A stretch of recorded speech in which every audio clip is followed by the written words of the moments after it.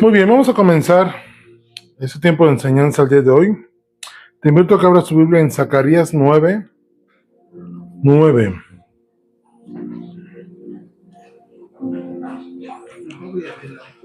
Ya casi como que ya no veo. Ok. Zacarías 9:9, por favor.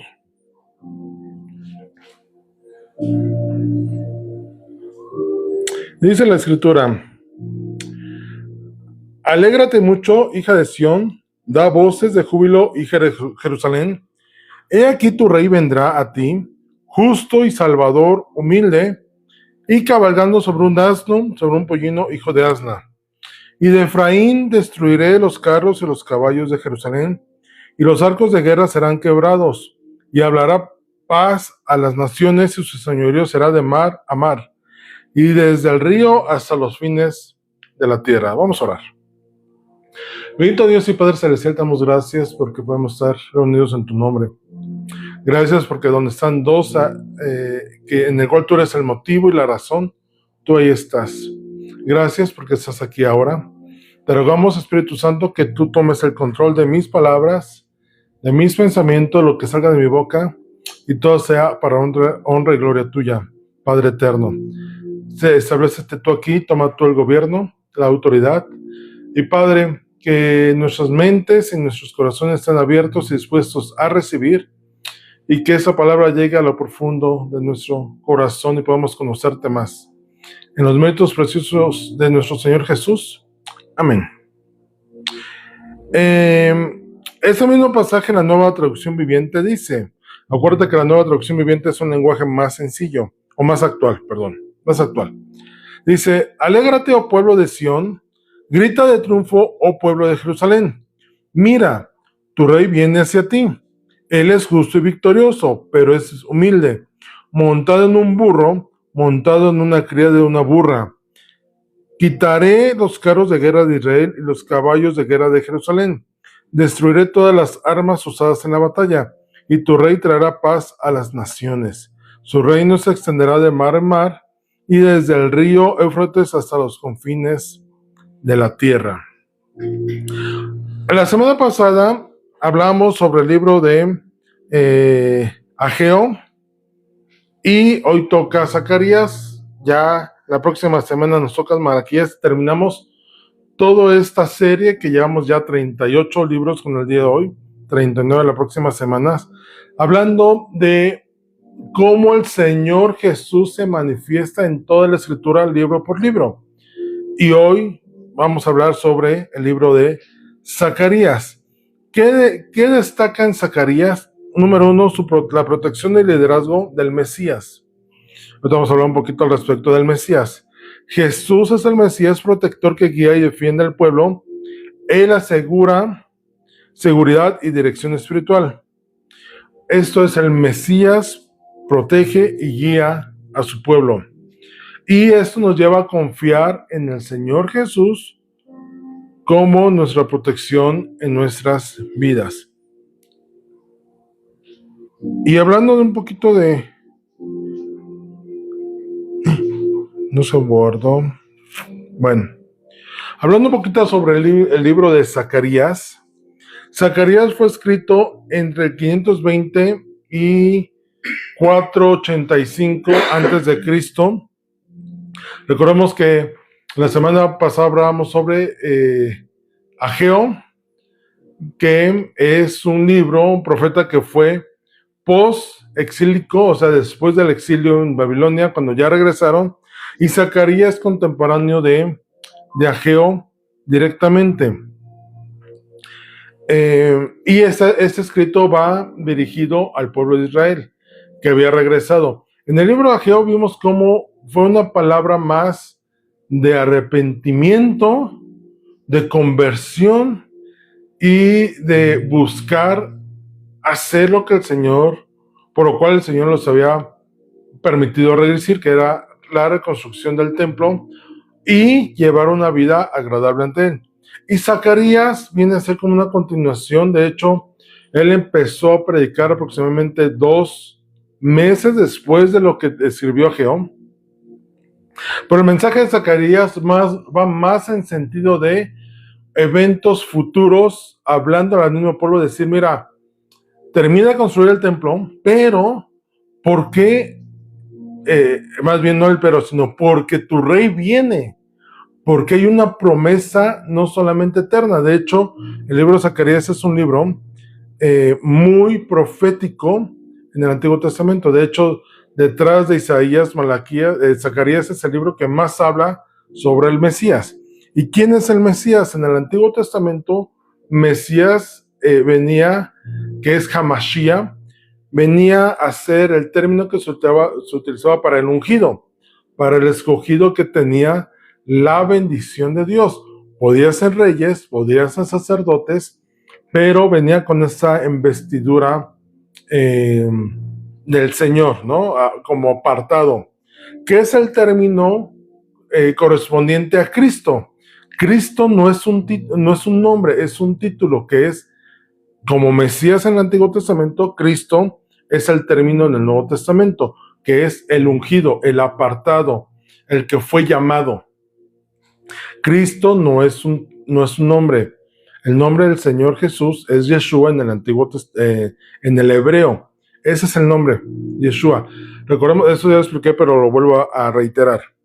En los nombres no hay traducciones. Si tú te llamas, por ejemplo, aquí está Víctor. Si Víctor nació en México y le pusieron por nombre Víctor, si tú vas a Estados Unidos, te tienen que decir Víctor. No te pueden decir de otra manera.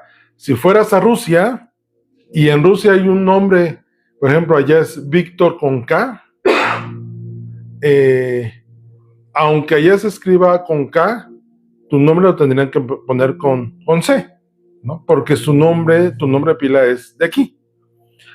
Así el nombre de Yeshua, que es el nombre de nuestro Señor Jesús, cuando nació en hebreo, no debiera tener traducción. Tendríamos que decir Yeshua.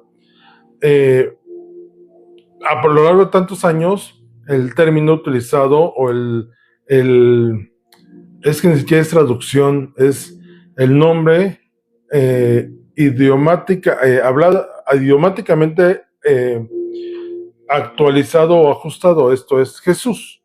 Y viene de algunas palabras, de las letras que con el tiempo se fueron ajustando, modificando. Pero el nombre correcto debe ser Yeshua.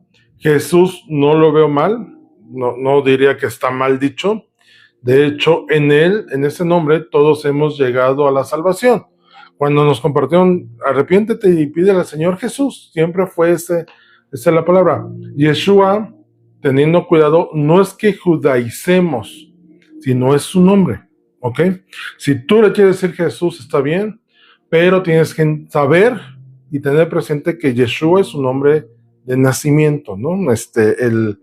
El cómo se llamaba originalmente. Y entonces, cuando nace el Señor Jesús o Yeshua, todas las profecías que hablaban del Mesías en el Antiguo Testamento no se menciona Yeshua, pero todas las indicaciones y profecías y cosas literales que tenían que ocurrir en el Mesías prometido, en el que habría de venir a liberar el pueblo, todas se cumplen en Jesús. Ajá. Esto es, el pueblo de Israel lo debió haber conocido no por el nombre, sino por todo lo que se cumplió en él, cosa que no ocurrió. De hecho, a los suyos vino y los suyos no le recibieron. Es más, lo desecharon y lo despreciaron, como dice Isaías. La piedra escogida vino a ser piedra, la cual desecharon. Dijeron, no, tú no vas para allá, ¿no? Y perdón con la expresión, se alcanza a ver en la cámara, como si con el pie le hicieran a la piedra así como casi para allá, ¿no? Así fue lo que hizo el pueblo de Israel con Jesús. Y no porque él no fuera, sino porque si lo reconocieron, simplemente no lo quieren aceptar. Y ahorita vamos a platicar un poquito al respecto. El propósito es dar una esperanza al pueblo en tiempos difíciles. Recordemos en Ageo que veíamos cómo los pueblos de alrededor de Jerusalén y de Israel se burlaban, atacaban y menospreciaban a los judíos, porque no eran de buena posición. De hecho, regresaron, pues, digámoslo así, pobres. Y entonces se burlaban, desanimaron su corazón y entonces detuvieron la construcción del templo por 12 años. Y vino Ageo y vino Zacarías a decir, oiga, no, hay que retomar la construcción del templo, hay que hacer por lo cual el Señor nos trajo acá, y que Él prospere en nuestras vidas. No esperemos la provisión, sin obediencia. Obedezcamos y traerá bendición. No es un intercambio. Si yo te doy, si yo hago, tú me das. No. Simplemente hay que obedecer porque Él es Dios. Y entonces las bendiciones, cuando nuestro corazón está puesto en Él y no en las bendiciones, el Señor dice, te doy. ¿Por qué? Porque no estás buscando mi bendición, sino me estás buscando a mí. Y ese es el mensaje que tiene Zacarías. Zacarías era un sacerdote descendiente, está identificado en la Biblia que su abuelo era uno llamado Ido. No se menciona qué ocurre con su padre, Berequías, que es el nombre del papá.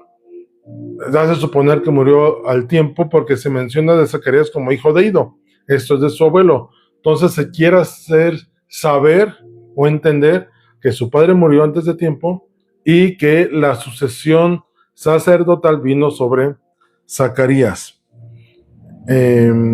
Significa del que tiene el Señor memoria, o del que el Señor se acuerda. Ese es el significado de Zacarías. Busca un avivamiento espiritual, les digo, fue contemporáneo de Zacarías. De hecho, fue de los últimos profetas del Antiguo Testamento. Entre el Antiguo Testamento y el Nuevo Testamento, de Malaquías a Mateo, hay 400 años de silencio, en el cual no hubo palabra del Señor. Zacarías es de los últimos, junto con Malaquías y Ageo, de los últimos libros en el cual hubo revelación del Padre para el pueblo. Y entonces,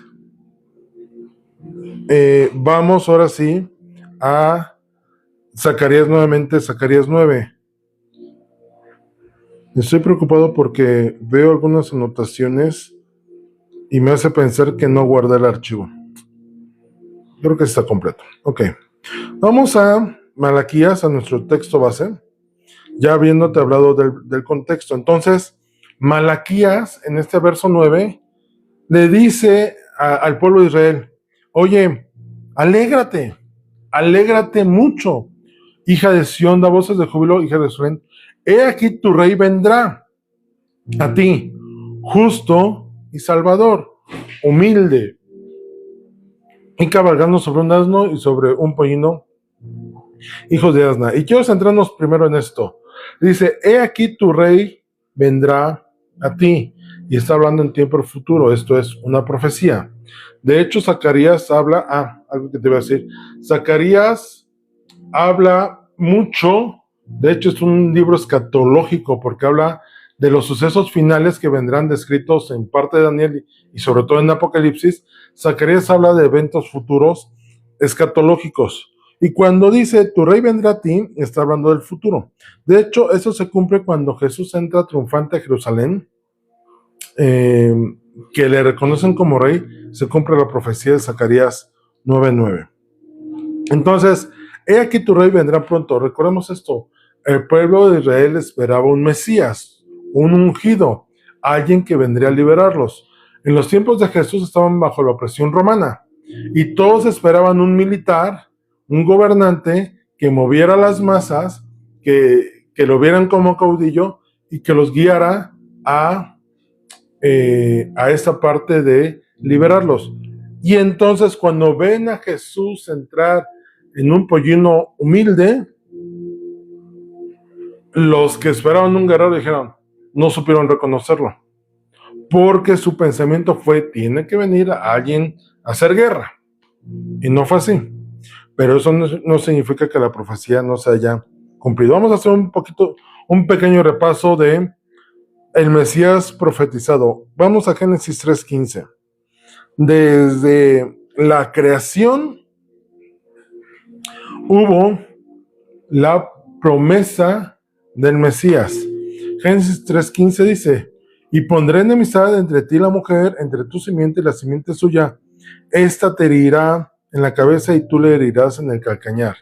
Y recordemos que ese pasaje de Génesis 3:15 está llevando directamente la palabra del Señor Jesús.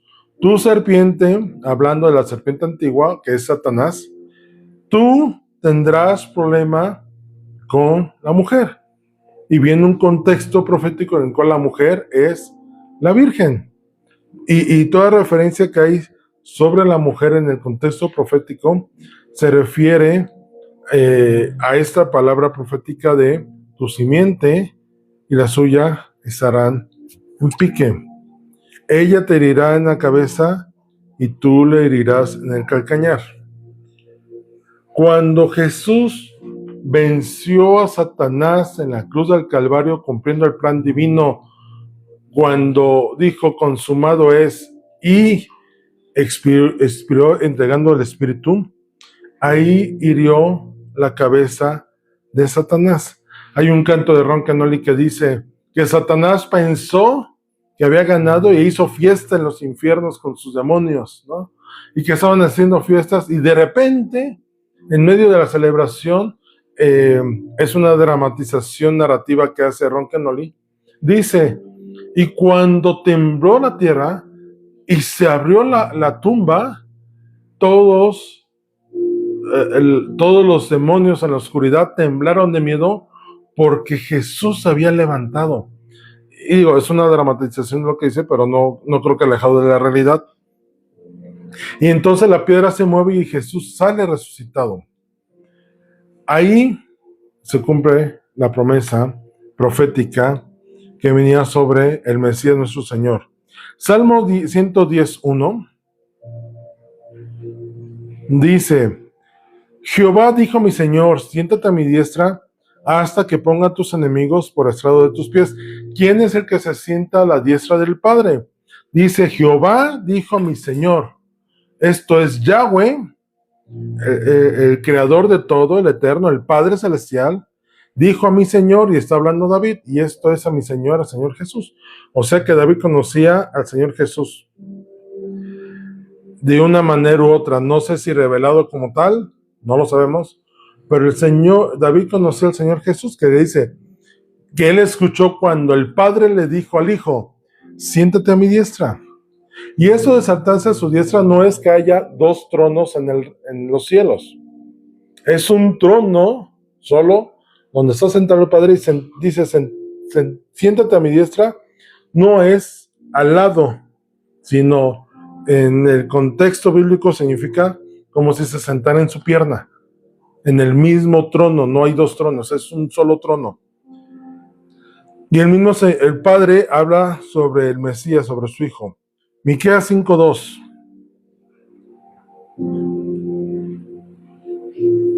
Y es aquí donde los fariseos, los maestros de la ley, no supieron ver las profecías que hablaban sobre el Señor Jesús. Dice Miqueas 5:2. Pero tú, Belén de Efrata, pequeña para estar entre las familias de Judá, de ti me saldrá el que será Señor de Israel, y sus salidas son desde el principio, desde los días de la eternidad.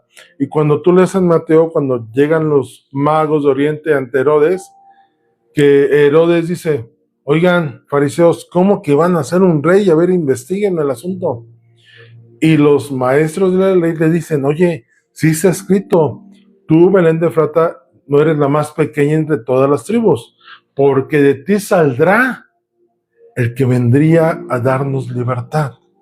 Y entonces Herodes dice, oigan, vayan magos y vengan y me avisan dónde está para que yo vaya y le adore. La realidad es que no iba a ir a adorar. Él pretendía ir a matar al que podría él en su pensamiento venir a quitarlo sobre el rey, sobre Judea. Pero el Señor cumplió la palabra profética sobre un Mesías que nacería en Belén de Efrata. Isaías 53:2. Isaías 53:2 dice, subirá cual renuevo delante de él, y como raíz de tierra seca. No hay parecer en él, ni hermosura, le veremos más inatractivo para que le deseemos. Esa palabra se cumple en el Señor Jesús en el aspecto de que no era guapo, ¿cómo decirlo? no era guapo que atrayera a las personas, porque entonces dejarían de ver la obra del Señor como Mesías y lo seguirían por su apariencia. Te voy a poner un ejemplo. Cuando Peña Nieto llegó a ser presidente, todas las mujeres votaron por él, no por sus propuestas, sino porque lo veían guapo. En algún momento candidato y ahora jefe de seguridad, Harfush, también cuando fue candidato, las mujeres se la abalanzaban o tenían expresiones de, wow, yo voy a votar por ese hombre por lo guapo que es. El Señor Jesús no fue atractivo en el aspecto de que dijeran que por su figura, por su imagen, no siguieran. De hecho, hoy hay especialistas que te mejoran la imagen para que te vean y te sigan. No por tus cualidades, sino por tu imagen. ¿Cuántas actrices antes estaban en Televisa, por ejemplo? Estoy hablando de marcas, ni modo. Por la imagen. Y de repente hablaban y decías, mejor no hables, ¿no? Mejor no comentes nada, porque eran meramente atractivo visual, literal. El Señor Jesús no, y fue profetizado así precisamente para que no lo siguieran. Si lo seguían por los milagros, no por lo que decía, sino por los milagros, se los dice el Señor Jesús. Oigan, me están siguiendo porque les di de comer, porque multipliqué los panes, no porque me quieran seguir por lo que les estoy hablando. Es más, pareciera que ni siquiera me están poniendo atención. Y dice que muchos se ofendieron y se fueron. Y Jesús les dijo hasta a sus discípulos, ¿ustedes también me van a dejar? Y Pedro se avienta una respuesta de esas, de revelación de lo alto. Dice, Señor, ¿a quién iremos? Solo tú tienes palabras de vida eterna. Esto Pedro está diciendo, nosotros no te estamos siguiendo por lo que nos puedas dar, porque sabemos que nos puedes dar. Si tenemos hambre física, tú nos das, pero el hambre espiritual, solo tú. No hay otra fuente. ¿A quién más iremos? Tú y yo estamos aquí reunidos, o seguimos al Señor Jesús por lo que nos da o por lo que materialmente, porque suple nuestras necesidades, o por lo que Él nos dice que son palabras de vida eterna. Yo espero que sea por la segunda. Porque si tienes todos tus bienes físicos, llegará un momento que dejes de existir, juicio, y si no lo aceptaste, tormento eterno, y está escrito. Pero si tú crees las palabras de vida que el Señor Jesús nos ha dejado y transmitido a través de su palabra, tenemos vida segura en la eternidad. Y desde hoy, desde la semana pasada, la vida eterna no empieza cuando moramos, la vida eterna ya empezó cuando recibimos al Señor Jesús. Haya sido hace 20 años, haya sido hace 5, hayas reconfirmado tu fe hace un año, un mes, un día. La vida eterna ya está en ti, Víctor, porque has aceptado. La vida ya está en ti, Arturo. La vida eterna ya está en ti, Lupe, en Diana, en Gaby, en quienes hemos creído en el Señor. La vida eterna ya está en nosotros. Y por eso fue hecho sin hermosura, para que no le siguiéramos por la imagen, sino de lo que habla su boca. Eso es lo que nos ha dado vida eterna. Romanos 15:8 dice, pues os digo que Cristo Jesús, está hablando Pablo, vino a ser siervo de la circuncisión para mostrar la verdad de Dios, para confirmar las promesas hechas a los padres. ¿Qué está diciendo Pablo? Todo lo que en el Antiguo Testamento fue escrito y que iba referenciado al Mesías prometido, Jesús lo cumplió. No fue un gentil, fue alguien del pueblo de Israel, como fue profetizado. Y todas esas promesas fueron dadas a los padres de Israel. Se está refiriendo desde Abraham, Isaac y Jacob. Ellos recibieron revelación del Hijo. David recibió revelación del Hijo. Josué sabía sobre la revelación. Todos los profetas hablan sobre el Señor Jesús, el Mesías prometido. Y entonces no estamos hablando, y Zacarías, de quien está hablando cuando dice, he aquí vendrá tu rey, está hablando del Mesías. Está hablando del Señor Jesús. Y ¿sabes qué? Ninguna palabra del Padre dada es tirada a la basura o no se ha cumplido. Todo Él lo cumple. Salmo 118, 22. Otra palabra profética.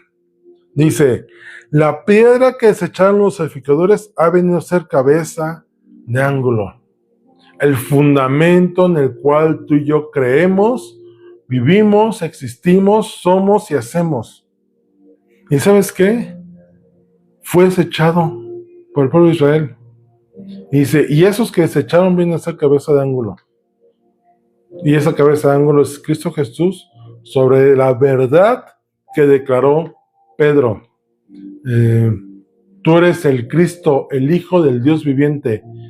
Y el Señor Jesús dice, he aquí, Pedro, esto no te lo reveló carne y sangre, sino el Padre que está en los cielos. Y sobre esta roca, no sobre de él, sino sobre la afirmación que hizo, sobre la roca que viene a ser la piedra desechada, dice, edificaré mi iglesia. La iglesia está fundamentada en Cristo Jesús, en esta verdad, que Él es el Mesías prometido que vino, murió por nosotros para darnos vida eterna. Esa es la promesa. Y esa piedra que desecharon los maestros de la ley, los fariseos, dijo, pues ustedes lo desechan, aunque ustedes lo desechen. La posición de mi hijo como el Mesías no depende del hombre, dice el Padre, depende de mí.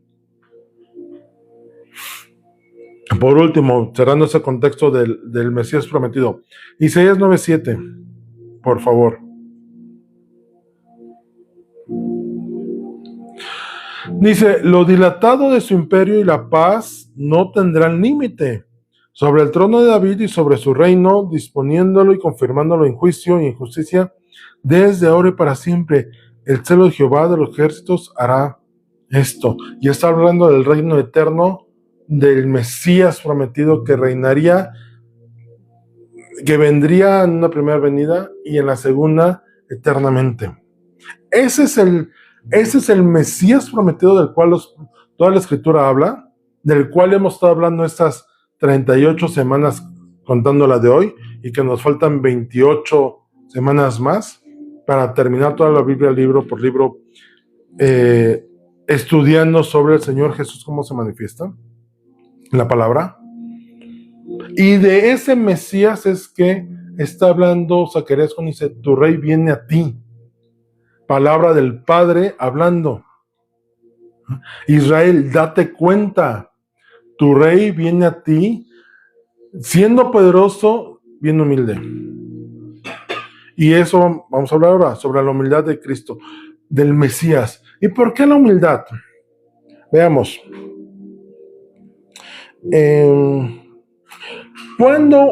Ponte a pensar en la historia, ¿no? Te voy a poner a pensar un poquito. Seguramente has leído sobre la historia, o has visto películas, o has escuchado narraciones, no sé. Pero ¿qué ocurre cuando hay un rey o hubo reyes, los cuales su arrogancia, prepotencia y vanagloria echaban a perder todas las capacidades que tenían? ¿Y cuántas historias hay de reyes que fueron sencillos, humildes, que aceptaban correcciones, aún siendo reyes, y que se constituyeron en personas las cuales el pueblo seguía no por su figura, sino por su trato? De hecho, el Señor Jesús es un rey que a él no le da miedo mezclarse con su pueblo.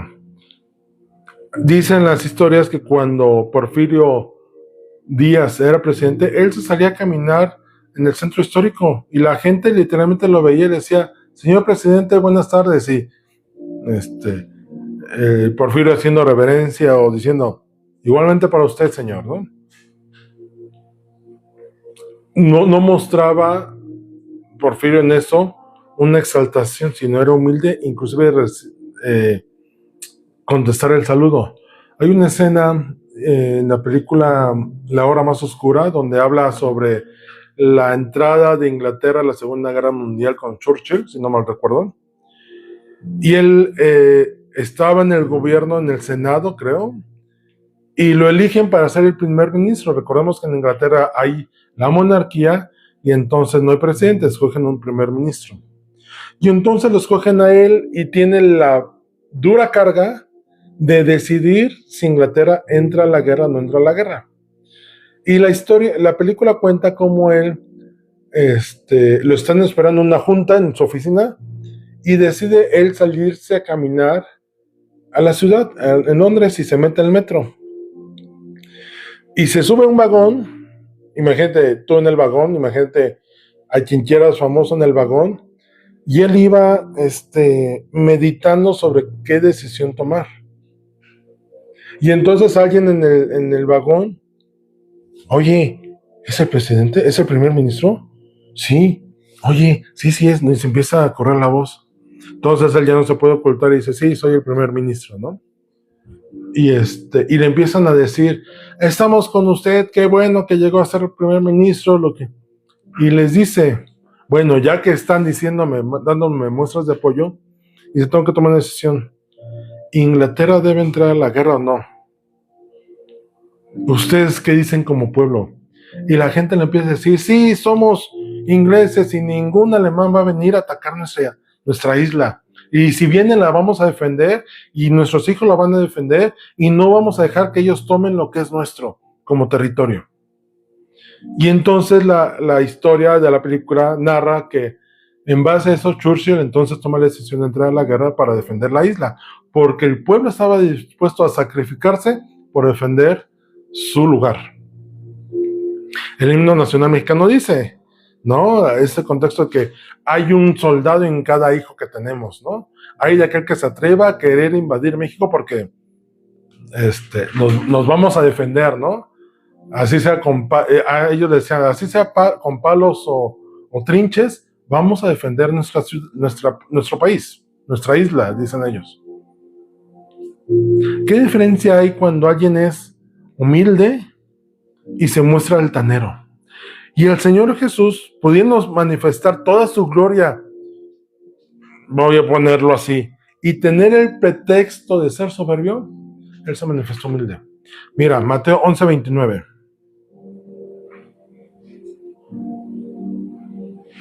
Dice Mateo 11:29, llevad mi yugo sobre vosotros y aprended de mí, que soy manso y humilde de corazón, y hallaréis descanso para vuestras almas.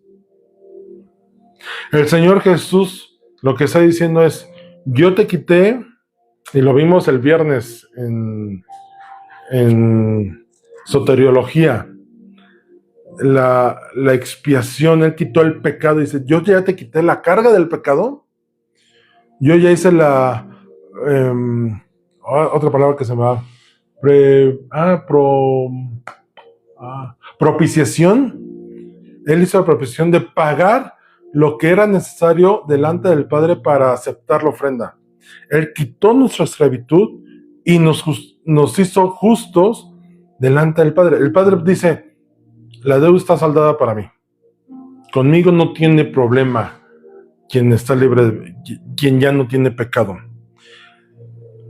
El Señor quitó nuestro yugo y dice, ahora lleva mi yugo. Pero no es un yugo.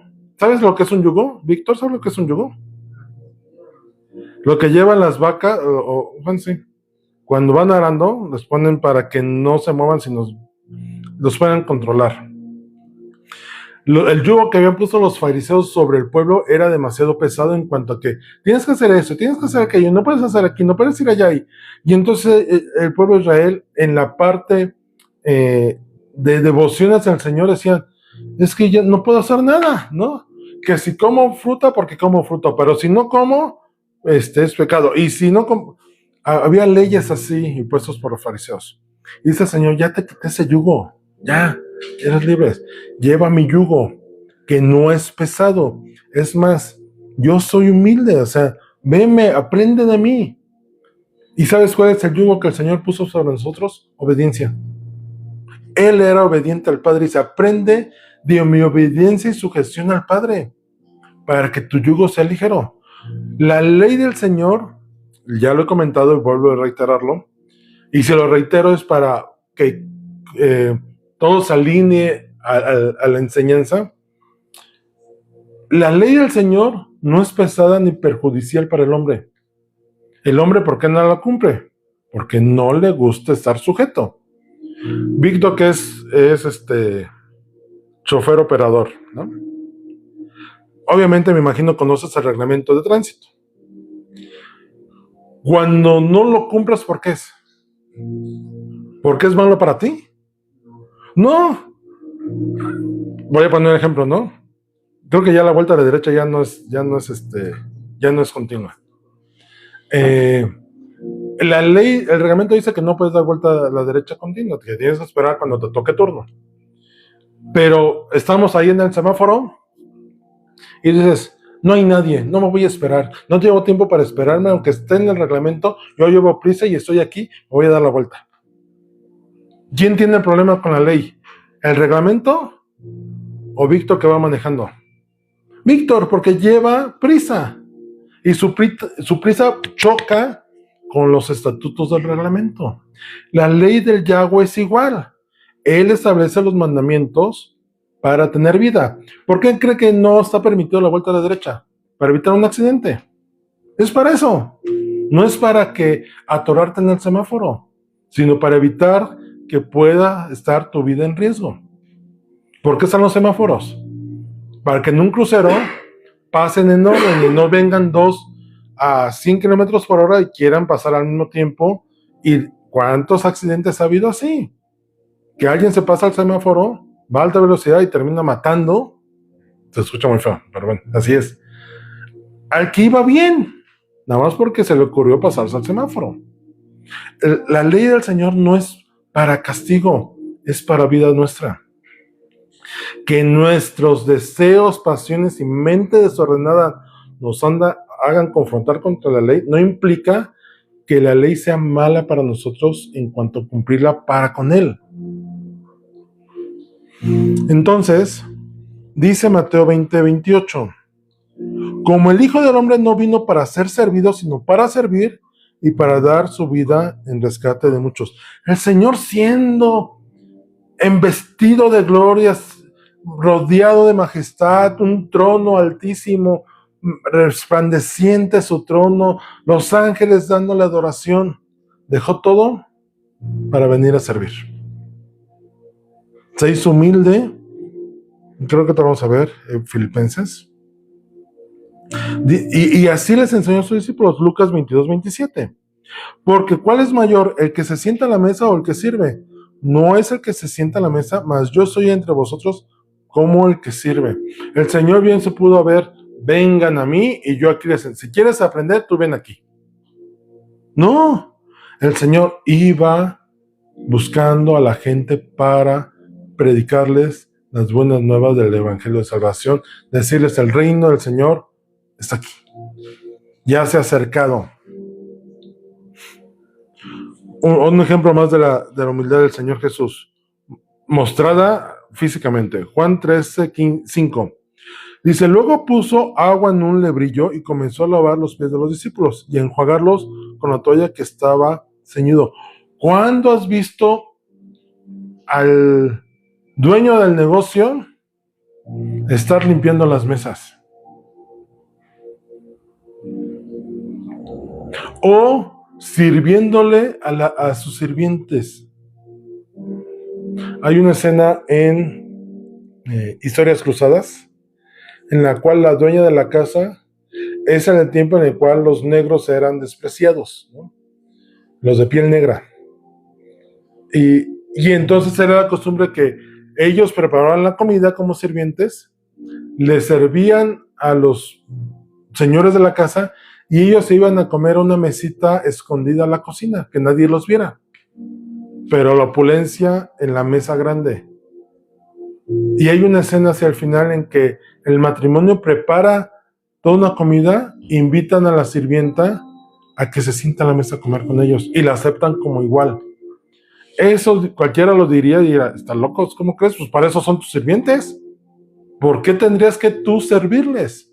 Bueno, el Señor Jesús vino a ponernos el ejemplo. De hecho, el Señor no busca su reconocimiento. Dice Hebreos 5:5. Así tampoco Cristo se glorificó a sí mismo, haciéndose sumo sacerdote, sino Él, el que le dijo, tú eres mi hijo, yo te he engendrado hoy. ¿Quién es el que es glorificado? De hecho, el Señor Jesús dijo, en esto es glorificado mi Padre. O sea, yo no. Mi Padre es el que es glorificado. Juan 8:50 dice, pero yo no busco mi gloria. Hay quien la busca y juzga.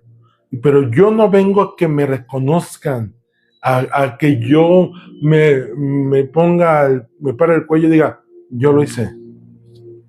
Que tenía todo el derecho de hacerlo, por ser quien es. Ajá. Y por lo que hizo en la cruz. Pero dijo, no, la gloria es de mi Padre, dijo el Señor. De hecho, Filipenses 2:8 dice, y estando en condición de hombre, se humilló a sí mismo, haciéndose obediente hasta la muerte de cruz. Versículo antes dice cómo él, estando en su gloria, se despojó a sí mismo. Y eso de que se despojó es que lo hizo voluntariamente. Nadie fue y le quitó su gloria. Él solito se la quitó. Padre, voy a cumplir el plan de salvación para la humanidad. Yo voy a hacerme hombre. Y tú puedes pensarlo, se quitó su capa, hablando de una ejemplificación de realeza, se quitó su corona, dejó su cetro, se quitó el cinturón, dijo, me voy un tiempo, Padre, para cumplir tu voluntad y ser obediente. ¿El Señor Jesús tenía esa necesidad? No. Y por eso el pasaje en Zacarías 9 dice, 9:9, vino humilde en un pollino. No vino en un caballo blanco. Así va a venir. Pero en esa ocasión vino como siervo, sufriente, humilde, para darnos salvación. Y de eso Zacarías les estaba hablando al pueblo. Construyan el templo, porque el que va a venir al templo de Jerusalén, va a descender sobre el huerto de los olivos y se sentará en el trono del templo. Dice, y no va a venir acá esplendorosamente. De hecho, el pasaje habla en dos contextos. La primera venida y la segunda venida, en acto profético. La primera, ya vimos, se cumplió en la entrada triunfal de Jerusalén. Él vino en un pollino. Y si has leído ese pasaje, bueno, están en todos los evangelios prácticamente. Manda a 2 discípulos y dice, oye, vayan a aquella aldea. Y van a encontrar una burra y con su cría, tráiganme a la cría. Y si alguien les dice, ¿qué? ¿Dónde? Dice, díganle, el Señor lo necesita. ¿Y sabes por qué un pollino? Porque un pollino era un animal que todavía no había sido utilizado para carga.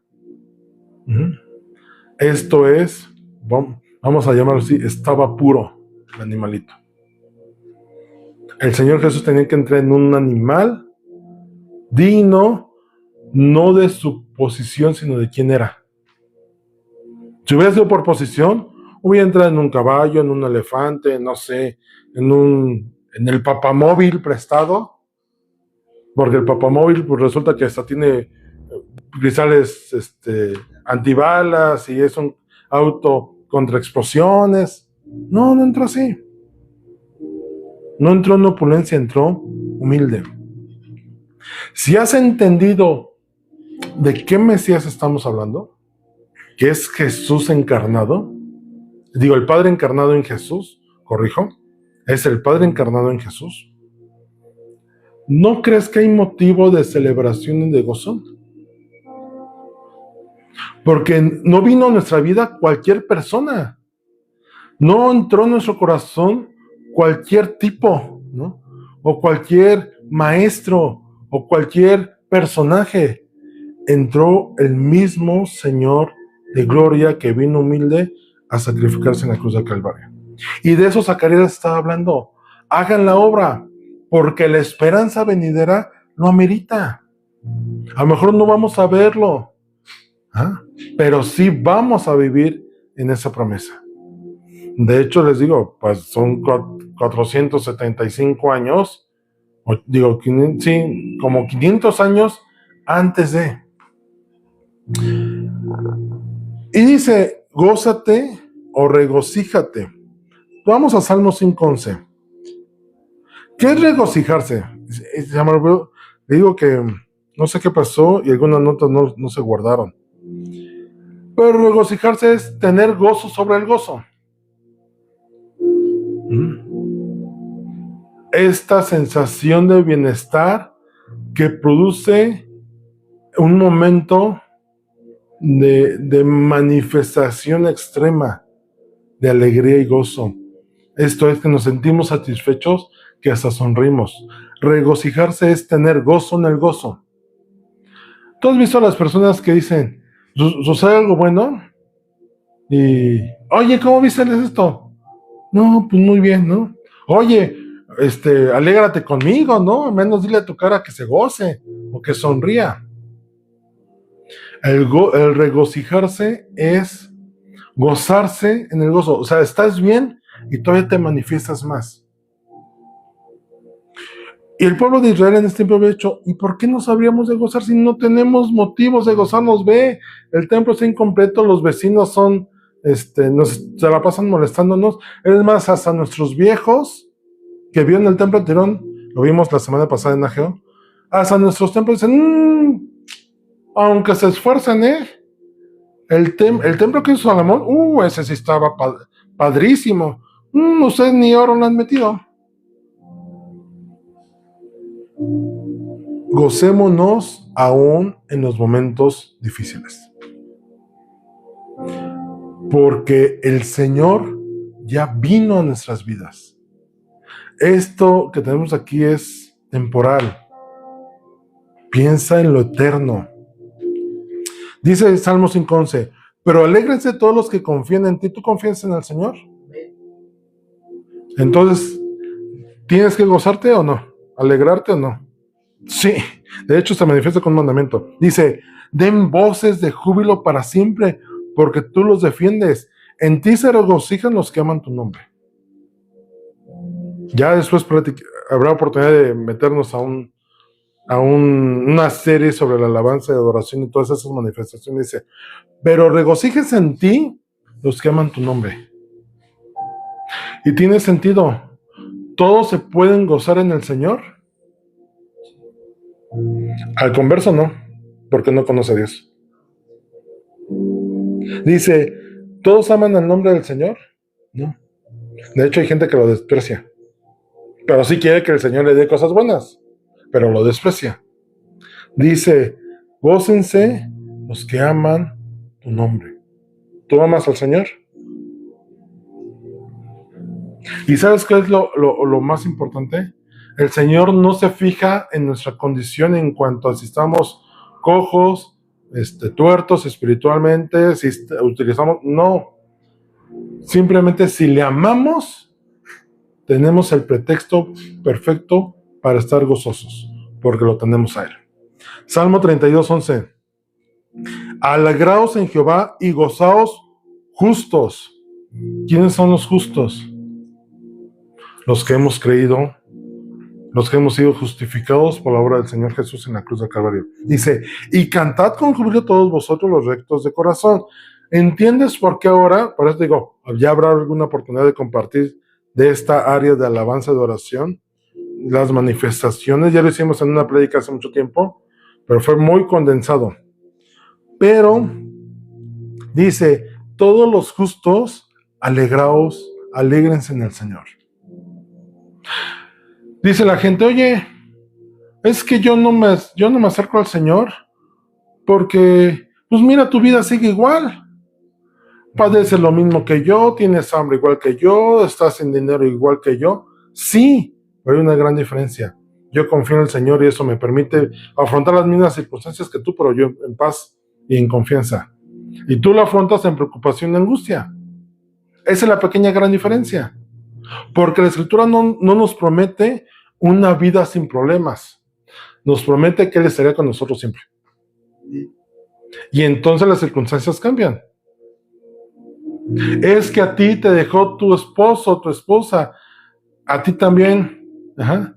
Pero hay mujeres que entienden cuando el Señor se les presenta como su esposo y dicen, yo estoy en paz con el Señor porque el Señor me provee todo. Y la que está sin Cristo está sin cobertura y sin protección. Padecemos lo mismo, sí. Sí, la diferencia es esta. Yo no estoy solo. Y tú, ¿cómo te explico, no? Esa es la diferencia. Por eso, los que somos justificados y debemos confiar en Él, debemos alabar al Señor, gozarnos en Él. Segunda de Crónicas 6:41. Oh Jehová Dios, levántate ahora para habitar en tu reposo, tú y el arca de tu poder. Oh Jehová Dios, sean vestidos de salvación tus sacerdotes y tus santos se regocijen en tu bondad. ¿Todos son santos? No. Solamente los que por la obra del Señor Jesús hemos sido santificados delante del Padre. ¿Cómo el mundo espera tener gozo si no está alineado con el Padre? Lo triste es que haya creyentes que viven tristes. Hay otro pasaje que dice, tú has cambiado mi lamento en danza. Antes estaba dolido, hoy ya no. Toda profecía respecto al Mesías es motivo de gozo. Voy a apurar. ¿Manuel? No. Segunda Crónica 6:41. Sofonías 3:14 dice, y es un pasaje muy semejante al de Zacarías, de Sofonías.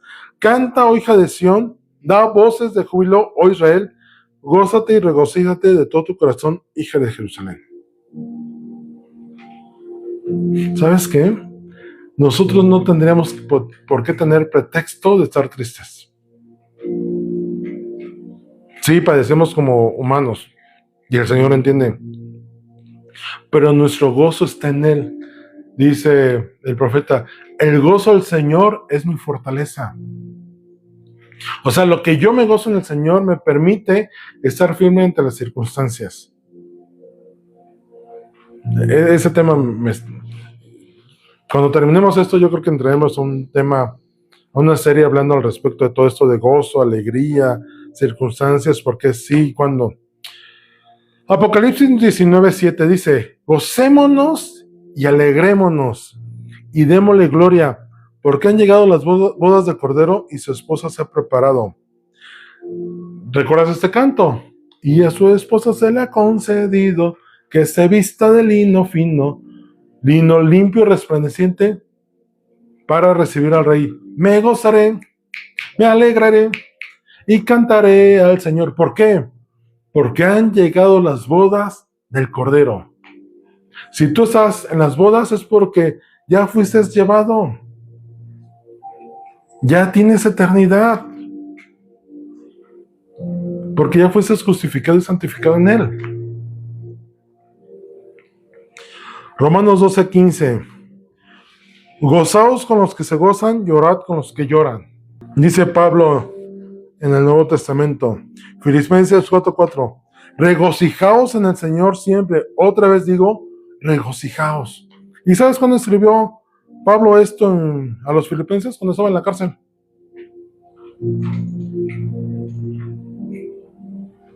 En la cárcel. No en una suite presidencial, no, estaba en la cárcel. Y lo más profundo, según algunos eruditos.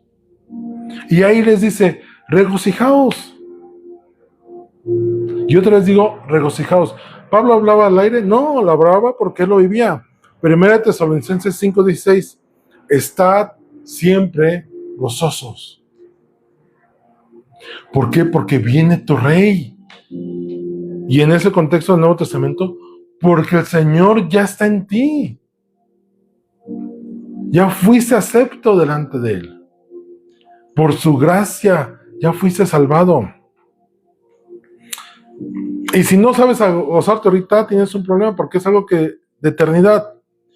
Lucas 10:20 dice, pero no os regocijéis de que los espíritus se os sujetan, sino regocijaos de que vuestros nombres están escritos en los cielos.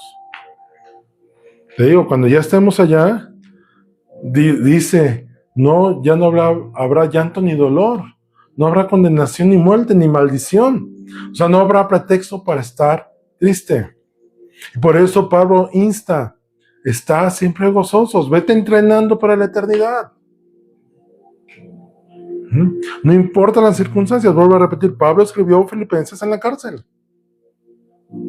No sé qué circunstancias difíciles tengas tú hoy, pero ¿sabes qué? Nada merita que robe el gozo que el Señor te dio. Gózate en Él. Y vamos a terminar con esto. Las expresiones de gozo. Dice, vamos a 1 Crónicas 15:58. De hecho, el gozo, la expresión del gozo es una reacción espontánea dentro de la devoción que tenemos con el Señor. Dice 1 Crónicas 15:28. De esta manera llevaban todo Israel el arca del pacto de Jehová, con júbilo y sonido de bocinas y trompetas y símbolos, al son de salterios y arpas. Cuando tú vas a un evento, ayer platicaba con Gaby y me platicaba que yo no sabía, ¿verdad? 1 Crónicas 15:28. Y ella me contaba que ella estuvo en el Mundial, en el partido de México 86, cuando Negrete metió este gol de tijera. Y me lo expresaba ayer con una alegría, porque me dice, uno de mis hijos va a tener la oportunidad de vivir un mundial, pero no sino está en un estadio en el partido y estar ahí. Y Gaby me decía, es que es otra onda, dice, la experiencia es algo, tú te imaginas, digo, a los que no nos ha tocado, un evento así te contagia la alegría, te contagia el gozo que el evento o suceso conlleva. En el pueblo de Israel no fue la excepción. Cuando llevaron el arca a David, era tal su gozo y alegría que él iba danzando y remolineando. Iba con un efod, o sea, iba, literalmente nada más iba en calzones danzando, ¿no? Si lo quieres entender así. Que por eso Mical lo ve y dice, qué vergüenza, el rey de Israel danzando así casi desnudo. Y dice, pues no me importa, el Señor me puso como rey, y si esto ante tus ojos es vil, lo seguirá haciendo por agradar al Padre. Salmo 5:11 ya lo leímos. No, mejor, Salmo 47:1. Pueblos todos, batid las manos, aclamar a Dios con voz de júbilo. Y hasta ahí lo voy a cerrar. Isaías 12:6. Regocíjate y canta, moradora de Sión, porque grande es en medio de ti el Santo de Israel. Prácticamente ya cubrí lo que quería decirte. ¿Con quién quiero cerrar? Recordemos que el pueblo de Israel estaba en una circunstancia difícil cuando fue llamado a terminar la obra del templo, que lo habían dejado 12 años ahí abandonado, y en 4 años, porque se animaron en el corazón, tomaron la instrucción que recibieron de los profetas, sí, fueron obedientes. Y eso les trajo gozo. Zacarías fue más allá. Les dijo, tienen una esperanza futura. Tú y yo tenemos una esperanza futura. Todo lo que la Escritura hable, y no porque lo demás no es importante, pero todo lo que la Escritura hable sobre el Mesías debe ser motivo de gozo en ti y en mí, porque Él mora en nosotros ahora. Porque por su sacrificio prometido, desde su nacimiento hasta su resurrección, que fue profetizado, se cumplió en Él. A los suyos vino y los suyos no lo recibieron, es más, lo despreciaron, ni lo reconocieron, tristemente. Y nosotros, sin haber visto, hemos creído, y dice la Escritura que por eso somos más que bienaventurados. Todo lo que tenga que hablar sobre el Mesías, yo te diría, gózate, porque en eso que Él cumplió, tú y yo somos añadidos ahí. Regocijaos en el Señor, nuevamente dice, regocijaos. Por eso Zacarías dice, alégrate porque tu rey viene a ti. O sea, no estás sola, Jerusalén, o habitantes de Jerusalén, hablando en un lenguaje más actual. Regocíjate, Ciudad de México. Alégrate, Iztapalapa, si lo quieres ver así, ¿no? Porque tu rey ya vino a salvarte. Ya te salvó y ya te dio eternidad. Estemos siempre gozosos en el Señor. Él ya cumplió y falta que cumpla profecías respecto a su segunda venida. Si Él está con nosotros, ¿por qué deberíamos estar tristes? ¿Tenemos problemas? Sí. Igual que cualquier persona, ¿eh? Pero ¿sabes qué? Él está en nosotros. Y eso hace que las cosas sean diferentes. Vamos a orar. Bendito Dios y Padre Celestial, gracias por tu palabra. Gracias por ser el Mesías protector que guarda nuestras vidas y nos da motivos de gozo y alegría. Señor, a veces se nos olvida y tráenos a memoria que la vida del Señor Jesús fue una vida en la cual cumplió promesas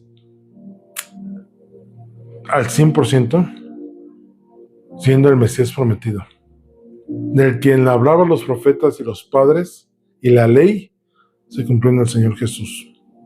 Y hoy tú, Señor Jesús, estás en nosotros. Ese Mesías, ese Cristo, ahora mora en nosotros y te hemos reconocido. Señor, ayúdanos a caminar contigo, día tras día, confiando que aunque pudiéramos estar como el pueblo de Israel, angustiados, perseguidos, desanimados, burlados, amenazados, tú estás con nosotros y nos dices, sean obedientes a lo que los llamé. Señor, danos la fuerza, la valentía, el gozo en nosotros para así hacerlo y ser perseverantes hasta tu venida y disfrutar la vida eterna contigo. En tus méritos preciosos, Señor Jesús, te damos gracias. Amén.